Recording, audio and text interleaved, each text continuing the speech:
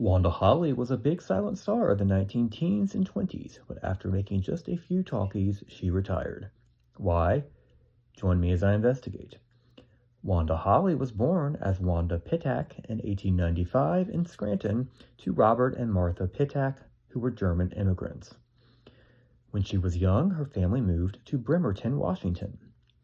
Growing up, Wanda enjoyed seeing early motion pictures, but her true passion was music. She became a skilled organist, pianist, and a singer at her church. After high school, she went to college in Washington to study music before transferring to the Master's School of Music in Brooklyn. Through a friend there, she met and married Alan Hawley in 1916. She also began to play piano in concert where she apparently met Cecil B. DeMille, who encouraged her to begin acting in the movies. In 1917, Wanda, using the name Wanda Pettit, was given a one-year contract at Fox and made her screen debut as one of the leading characters in The Derelict, which also starred Stuart Holmes. Wanda won glowing reviews from the critics for her performance, with Variety writing, "Wanda Pettit is a find if there ever was one."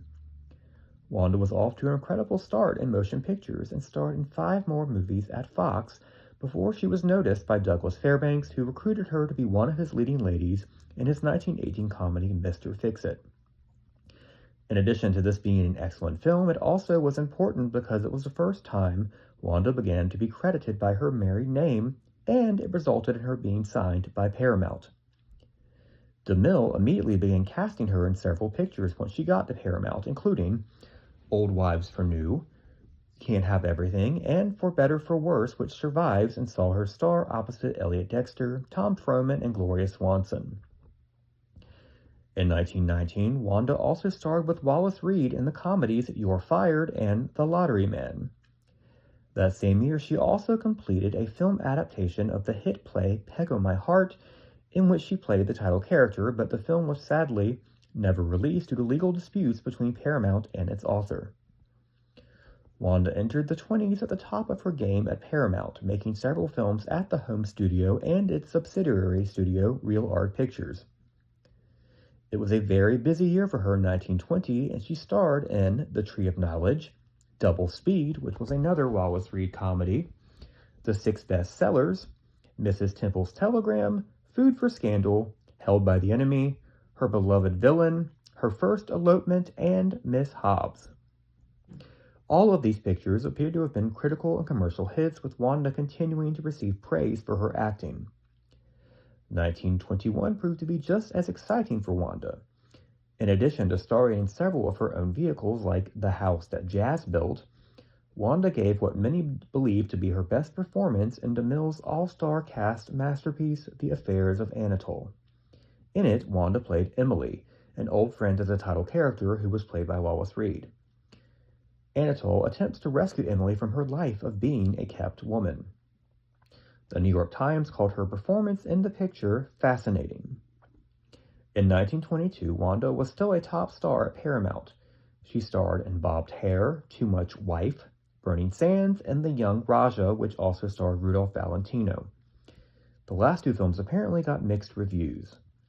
After completing Nobody's Money with Jack Holt, which was released in 1923, Wanda walked away from her Paramount contract, indicating that she was dissatisfied with the roles being offered to her and tired of being typecast as what she called a dum-dum. In her private life, Wanda had left Alan Hawley, filed for divorce, and then began a relationship with Stuart Wilkinson, who would become her second husband. A lot of drama occurred, but I'm not going to go into all of that here. Wanda appears to have decided to freelance after that and traveled to London to star in Fires of Fate and The Lights of London, both released in 1923. When she returned to Hollywood, she continued to freelance, but sadly never enjoyed the same level of stardom or success that she had had at Paramount.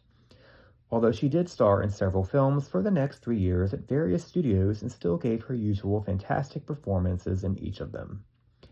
Highlights included American Pluck in 1925, The Midnight Limited with Gaston Glass in 1926, Hearts and Spangles also in 1926, and the fascinating drama Eyes of the Totem in 1927, which, although it got mixed reviews upon release, I find Wanda's work in it outstanding.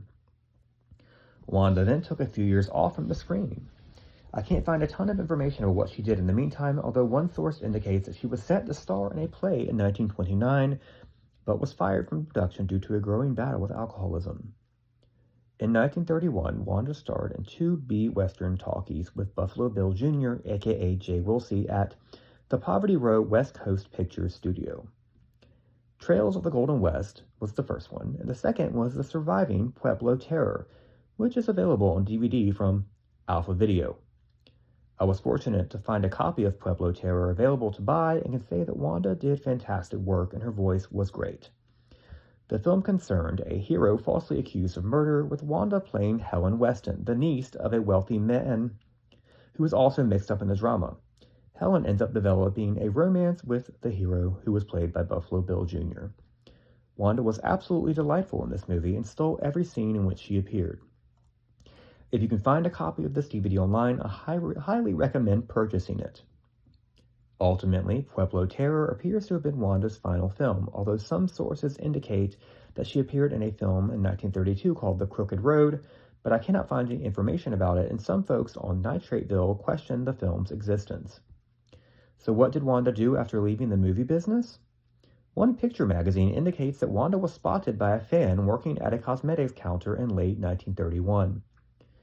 We do know that she divorced Stuart Wilkinson in 1933 and apparently then moved back to Washington, where she worked in a dress shop modeling dresses. In 1938, Wanda married her third husband, Jack Ritchie, and seemed to enjoy a happy, quiet life with him, moving around to various states for his work in the oil business. She also apparently returned to her love of music and even composed and copyrighted a song with Jack in the 1940s. She also could have made a return to the stage and acted on it in the 40s and 50s. Jack passed away in 1957, and then Wanda moved back to Hollywood. According to an interview that Michael G. Ankerich had with her niece, while Wanda maintained a mostly quiet life as a widow, she still was always on whenever she went out in public or was around her family, still carrying herself as a glamorous movie star even if her fame had left her many years before. Wanda Hawley passed away in 1963 at the age of 67 and is interred next to Jack Ritchie in the Hollywood Forever Cemetery. So we are left with the question, why did Wanda Hawley retire after starring in just a few talkies? Well, I have a couple of guesses. I don't think her silent career ever recovered from her leaving Paramount in 1922, the same year that she left her husband, and then began a relationship with another man. Movie fans could desert a star at the drop of a hat back then, and something as seemingly normal as a divorce could be viewed as scandalous. I think by 1927, she had run out of opportunities and decided to give stage acting a whirl. If the accounts are true and she did battle alcoholism, I can see that as being a reason why she found it difficult to find work once the talkies came around. It could also be that, like Agnes Ayres, she simply just couldn't catch a break, though she had been on top of the business less than 10 years before. However, despite what I read from various sources, her work in Pueblo Terror does not lend itself to an idea that her voice was unsuitable for the talkies. On the contrary, her voice was uniquely rich and resonant, so if she was battling any dependency, it did not seem to affect her speaking ability. I think ultimately Wanda decided to throw in the towel because she couldn't find anything other than B-Western work and decided just to make a try at a life away from Hollywood. It's a real shame. It appears that her talkie career failure was just another aftershock of her 1922 double scandal, which wasn't really a scandal at all.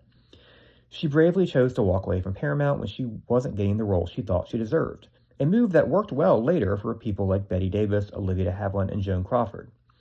But sadly in 1922, the public still saw that kind of move as uncooperative and not brave. This act, combined with a divorce, unfortunately proved to be detrimental to her career rather than helpful, which is another example of the sexism that was running rampant at that time everywhere, but especially in Hollywood. Wanda was a natural, delightful talent, and I think she could have gone on for 2 years as a successful actress in the talkies, but she stood up for herself and tried to go at it alone in one of the most fickle businesses in the world, and that makes her a true legend. You can find a number of Wanda's films on YouTube: Mr. Fix-It, Old Wives for New, For Better for Worse, The Affairs of Anatop, American Pluck, The Midnight Limited, and Eyes of the Totem. You can also find Pueblo Terror for sale on DVD from Alpha Video. I must thank my sources for this episode: Michael G. Ankerich's Dangerous Atop Hollywood Heels, European Film Star Postcards, Virtual History, Nitrateville, All About Rudolph Valentino, Find a Grave, and Archive.org for their digitization of moving picture world and variety. Please like and subscribe or follow this account if you want to learn more about the history of silent film stars whose stardom lasted only briefly in the talkies. Up next, join me as I investigate the silent talkie career of Holmes Herbert. Thank you so much for joining me. Have a great day.